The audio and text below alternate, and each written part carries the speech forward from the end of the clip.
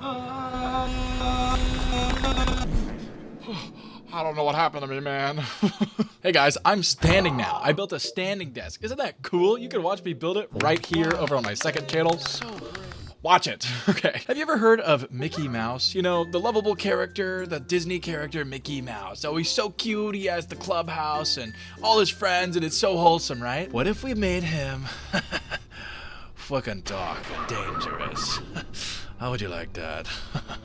See, fairly recently, there was a boom in public domain horror movies because a lot of very beloved and well-known, mostly Disney, characters have now entered the public domain. For example, specifically the early versions of Mickey, like Steamboat Willie, are now public domain and anyone can now use Steamboat Willie without permission from Disney. There's obviously a lot of legal jargon there, but that's the basic rundown of it. Don't get me wrong here, the public domain is a great thing like 99% of the time, but I'm gonna be honest, these movies suck. The catalyst for all of these was Winnie the Pooh, Blood and Honey, which, as far as I'm aware, is the first of these coming out in 2023, right when Winnie the Pooh hit public, you know, right when he went public, right? And this movie is just rough. Even as a parody movie, it's bad. Like, I understand it's not supposed to be a masterpiece, right? It's supposed to be dumb fun, what if scenario with Winnie the Pooh, but they genuinely still mess it up so hard. The plot makes no sense. The quality of the movie is kind of rough. It feels less like a funny parody on Winnie the Pooh and more like a, hey, we filmed this shitty movie and we need to make our money back.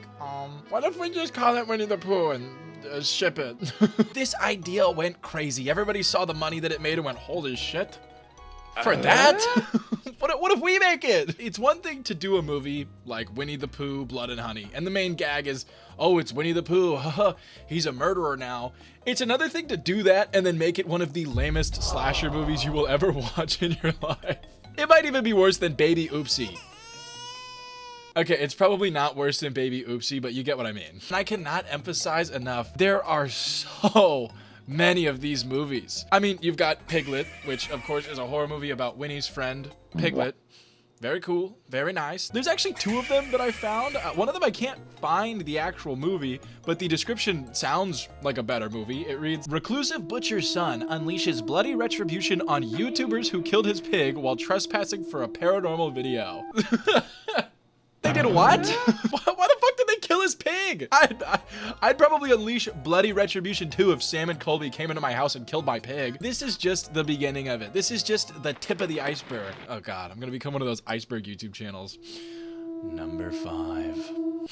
That's not even you've got at least 10 Mickey Mouse horror movies, all completely different studios, directors, everything's different. 90% of these are just cash grabs. I mean, let's be honest, the whole joke or fun part of the movie is over once you stop reading the title or looking at the poster. Because 5 seconds into all of these, you go, oh, it's just a slasher and the guy's wearing Mickey ears. Cool. And don't get me wrong, some of them are a little fun, like Screamboat, this one. At least put a little effort into the costuming. They went the fun route, which is what I expected from all of these. I mean, look at this guy. Look at him, weird little mouse freak. I hate that guy. But overall, these just feel really disappointing. I can't even lie, when I first heard about the Winnie the Pooh one, I was kind of excited. I knew it wasn't gonna be amazing, but I thought it'd be fun, and it was honestly just kind of lame. It just kind of really sucked. I don't know how to describe it other than opening a mystery box, and it's just a pile of ashes. You don't know whose, but it's just like a pile of ashes. Is that a good comparison? Now, scrolling through all of these got me to some pretty weird movies, but my absolute favorite is called Dr. Jekyll and Mr. Shark. Now, I know this is technically more of like a folktale thing, so it's not quite the same. It's more of just like a parody horror movie, but it's just so dumb fun that I wanted to include it. Like, I genuinely think this might be the best one on here because it understands its role. It's not trying to be this serious, crazy horror movie. It's just a fucking shark guy. I don't know. I mean, what am I even looking at? Is this claymation? I can't tell, but I love it. Now, unlike Dr. Jekyll and Mr. Shark, you see a movie called Mickey's Sleigh House and go, oh, that's kind of funny, you know, Mickey, but he's evil, Goofy. And then you watch the movie and you wish you were Goofy just then so it would be over quicker. But that's not all. Because if you really liked Mickey's Sleigh House, you can watch The Mousetrap, or the one I'm actually really excited for, The Dark Domain, Mickey versus Winnie. Keep in mind, this is also a completely different director and studio than the Winnie the Pooh movie or the Mickey movie. Like, this has nothing to do with either of them, so it's completely independent. I cannot wait for this movie. I mean, Freddy vs. Jason was pretty awesome, so I can't wait to see it just objectively worse in every possible way. Now, I really cannot emphasize enough how many of these movies exist. I found an IMDb list called Public Domain / Parody Horror Movies, and there are 63 on here. Obviously, this isn't all of them, and some of them aren't out yet, but still, 63? I mean, look at some of these. We have Winnie the Pooh, Blood and Honey, Winnie the Pooh, Blood and Honey 2, Winnie the Pooh, Blood and Honey 3, Pooniverse, Monsters Assemble, Piglet, Piglet Rising, The Dark Domain, Mickey vs. Minnie, Mickey's Slay House, The Mousetrap, Welcome to the Mickeyverse, Holy Shit, Scream, and Cape Cod Cthulhu. Now, while I read through some of these and checked them out, I found this one called Mouse of Horrors, and the name was clever enough that I, for some reason, chose it. And remember the Dark Domain, Mickey vs. Winnie? Turns out I didn't need to wait for that movie at all, because for some reason this movie already has the crossover. So basically, this movie follows a group of teens in rural England, supposedly. They probably filmed it there, but half the people are Americans. Whatever. The main girl is about to move to LA to follow her dreams, so they decide to have a going away party for her. This eventually leads to them sneaking into this deserted fair carnival theme park thing. They never really explain this place. They say it's deserted, but it's also fully operational, but they're still the only ones there. I don't know. They don't really explain it, but it's the setting of the movie, so get used to it. Now, this entire time we're following them doing this party and everything, we've been getting intermixed shots of this mad mouse creature killing random people. Also, there's a weird side plot about this thing being folklore among all the townspeople here, so much so that the main girl's dad, who is an author, was trying to write a horror novel about it like he's fucking Stephen King. This implies something stranger, and that's that this universe does not have Disney or Mickey Mouse at all, because he would be dead by now if he thought about stealing a Disney IP. Wait, I guess we're watching a movie about a stolen Disney IP. Anyways, we learned that this mouse dude was made by the nefarious Dr. Rupert, who created him to get him body parts for his evil, wicked experiments, right? Oh, also, like I mentioned, Winnie the Pooh is here. Huh? You know, this guy, he's not from Blood and Honey. I don't want you guys to get confused. I know he looks exactly like him. This guy is not from Blood and Honey. This is a completely different character. I looked into this for so long because I was so confused. What I'm guessing is that because both movies use the same like public domain defense, they can't really get mad at each other for stealing their own ideas, because it would be like me stealing someone's bike and then getting mad that some other kid stole that bike from me. You know what I mean? It's like it was already stolen. I can't really be that mad. But yeah, this movie is not a part of the Pooniverse, actually what they call it, in any way. So he's literally just here, and they call him the bear. He's also completely silent, so he never really says anything. Cool. The group of friends get chased around the fairgrounds by the mouse and the bear for a while with some way too drawn out kill sequences. Like seriously, there's a solid minute of him just trying to cut this lady's arm off, and it's clearly just like a plastic like knife, and he's just going It's such an odd choice that was probably done just to pad the runtime, but still doesn't really make me want to watch the movie. They eventually decide to try and capture the killer in these like strobe light things. It ultimately completely fails, so he escapes, decapitates one of them as like a final fuck you, and then dips. And then the movie just kind of ends. There's no real ending or anything. He's just kind of gone. This movie was such a whirlwind of what? What are you guys doing? I mean, the story doesn't really make any sense. The taking of Winnie and putting him here really confused me. Also, the bear and the mouse, which is what they call Winnie the Pooh, the bear and the Mickey Mouse. I don't know why I explained that. They have this like showdown fight between each other for a very small amount of time to prove themselves to the doctor of who's the better creation, right? The doctor created both of them, like I mentioned earlier. My problem with this shot is both of them are silent protagonists, so it's just insanely awkward. They never make any noise, and there's like barely any sound effects or anything, so it's genuinely just like 10 seconds of them doing this.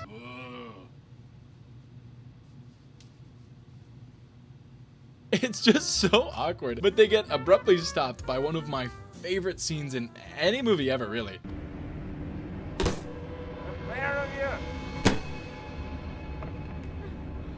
I just...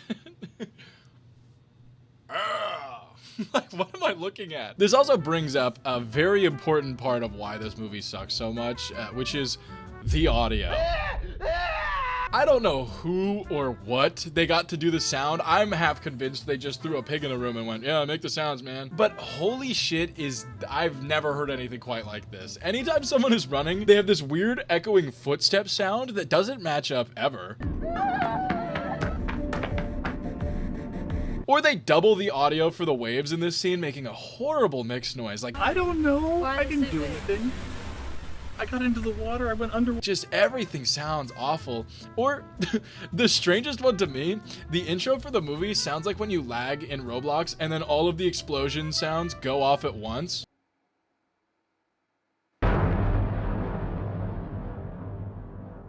Doesn't it sound like that? I know that's a really specific reference, but if you've heard what I'm talking about, you get exactly what I mean. I mean, all in all, this one is easily the worst of the Mickey ones that I've watched. Quite honestly, one of the worst movies, period. I think this one genuinely beat all of the Tooth Fairies. Even for an ITN distribution movie, this one was a stinker. This one was rough.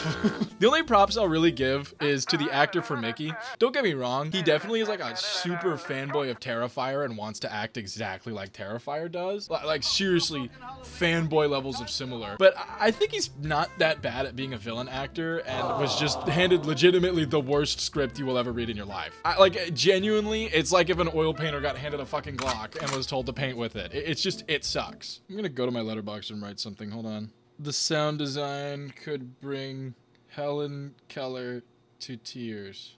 4 stars. Now, I searched a little bit further, truly just trying to find the strangest one I could find, the worst on this list, and just really see what was out there. Like the short film Fiona about Shrek's wife. I don't think it's public domain at all. That movie came out in like 2001. I don't know how that one's there. But okay. Or the upcoming Aladdin, The Monkey's Paw. But then I saw something that was really interesting to me. It's called The Little Mermaid.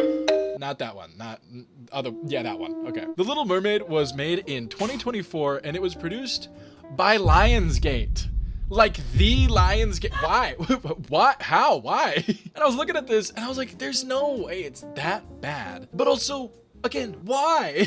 But ultimately, I thought we should look into it just a little bit, so we're prepared for the sequel, The Little Mermaid versus Mega Jaws. Oh boy, I can't wait! The movie follows this archaeologist, Dr. Eric Prince. Get it? Because Eric was a prince in the original. You get it. Before we really get introduced to him, we're on this little fishing boat, and it looks like they've got a catch. They reel her in, and oh my god, okay. I don't know if I have to blur her. She's noticeably wearing modesty garments, but this is also YouTube, so I'm just gonna blur her just in case. Sorry.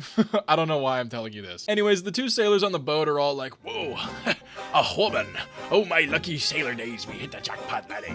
And then she like gets up and eats him. Sucks. But what I want you to notice with these boat shots specifically is the composition of these shots, like the camera work, even the color grading, really isn't that bad. I mean, it's Lionsgate. This is about what I expected. And then we got to the makeup and the costume design. These are legitimately some of the worst I have ever seen in a movie. And I don't say that lightly. I cannot overstate how rough some of the costuming is. Some of it's later down the line, but even here is just not good. She gets up and attacks the other guy, and I love how she just kind of force pushes him.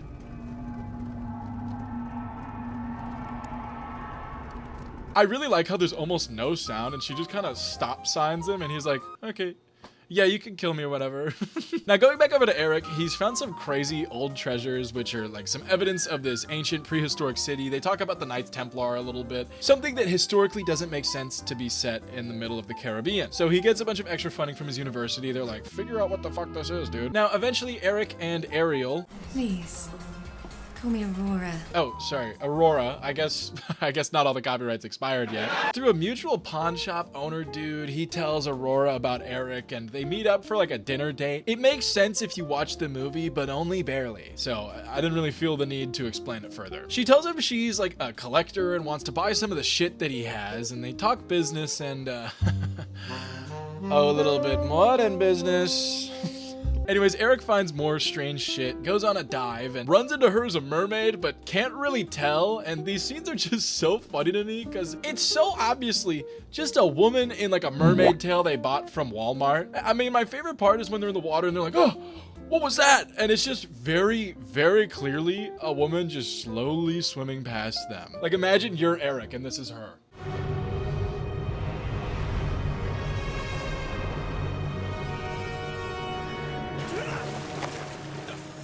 She's right there. Aurora keeps talking more stuff over. You know, she buys the island he was on to continue funding his research. There was some weird side plot where the university wanted to pull out because it felt dangerous, so she buys the fucking island. And she keeps seducing him, keeping him in love with her, while she's still lying about, you know, not being a mermaid.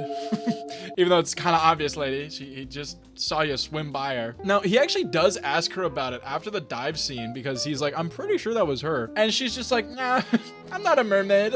Why would she say she is? What does he think this is, H2O? I don't think she wants people to know she's a mermaid, you know? Like, if I was an evil mermaid killing people, I probably wouldn't tell everybody that asked me, you know what I mean? But that's just me, I guess. Eric continues to get deeper and deeper in love with this lady, you know, completely blind to her noticeably strange goal of getting all of the sunken temple loot and her sultry, evil cadence. It's a good investment. I mean, she's British, dude. Come on. Further on, though, we get a shot from Eric's coworker, Ashley. And remember earlier when I said, these are legitimately some of the worst I have ever seen in the movie? Like two minutes ago? Well, I'm just gonna play this clip raw.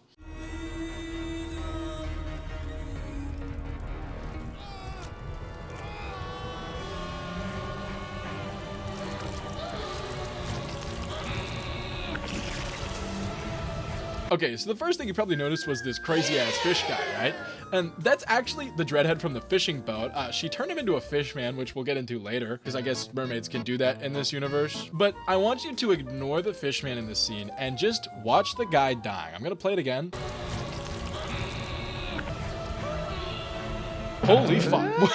What am I looking at? It's genuinely like the fishman was holding a piece of fake skin and just like slowly moving it across his face, you know? Like this looks like the practice shot that they do before they do the actual effect to make sure the actors know what's going on. Like I wholeheartedly think I could have done a better final job than this. Anyways, the movie kind of snowballs from here. Her secret plan is revealed. We find out that Ashley has fought fishmen before in Innsmouth. I've dealt with your kind before at Innsmouth. I have no problem running you through.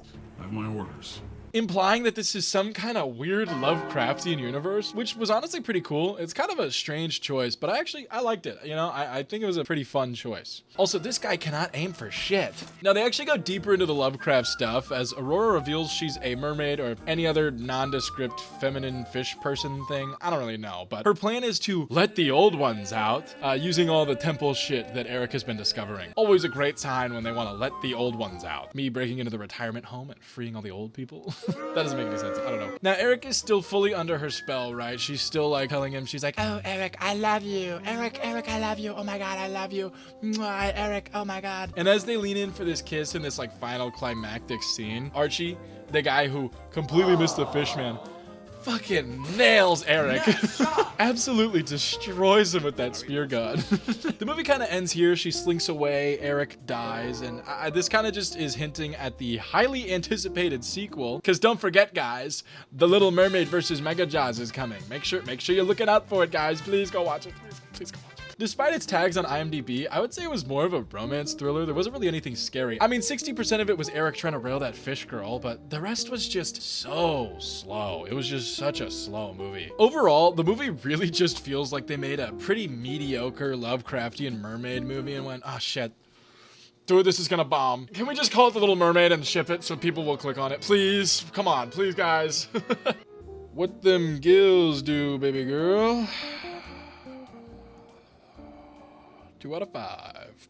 All in all, these movies are just kind of pointless. I mean, even with involvement from major studios like Lionsgate, these movies just feel empty and like they just tacked on the recognizable IP for profit, you know? I mean, the entire joke or like fun part of the movie is the title and the poster. Like Popeye's Revenge, for example, it's funny for like 2 seconds when you read the title, you're like, oh my gosh, they didn't turn Popeye into a murderer. And then you watch the movie and you're like, yeah, that's Popeye, I guess. I think a big part of it too is that most of these characters aren't super culturally relevant anymore. I mean, like, by definition, they have to be kind of old to be in the public domain. So yes, everyone knows Popeye, but I'm not sitting on the edge of my seat dying of laughter that Popeye's a villain. I just see a dude with big forearms and I go, yeah, it's kind of funny because he used to be like a kid's character. I mean, in all fairness, even if they did do a more modern character like SpongeBob Knife Pants and he just goes around killing people, I'd just be like, yeah, that's SpongeBob. SpongeBob, yeah. These truly do feel like the clickbait YouTube thumbnail of horror movies. And again, I don't want to say all of them are awful. I don't want to just write them all off. I think 90% of them are just cash grabs to profit off the fact that these characters are well known. But I mean, at least Screamboat was fun in like a kind of cheesy way, you know? Like, don't get me wrong, I'm not thinking this movie is a masterpiece. I'm not recommending this to all my friends, but I didn't hate watching it. And it was just much more lighthearted and silly than the others, which honestly really is the main thing that bothers me with all these movies. They make these objectively comedic, like weird horror movies, you know, like, oh, Mickey Mouse the killer. And then they make the entire movie super gritty and serious and just like not enjoyable to watch at all. Like you're watching Halloween or Friday the 13th, but the camera pans and it's just Winnie the Pooh. It just feels like an oversight on what could be these super campy, fun little parody movies about, you know, Popeye murdering people, right? I mean, at the end of the day, these will probably never stop being made, and I get they probably make a lot of money for the people making them, but like the joke's already dead, man. The horse died after Blood and Honey. I mean, at this point, they're beating a stick of glue. The horse is so dead. Anyways, if you need me, I will be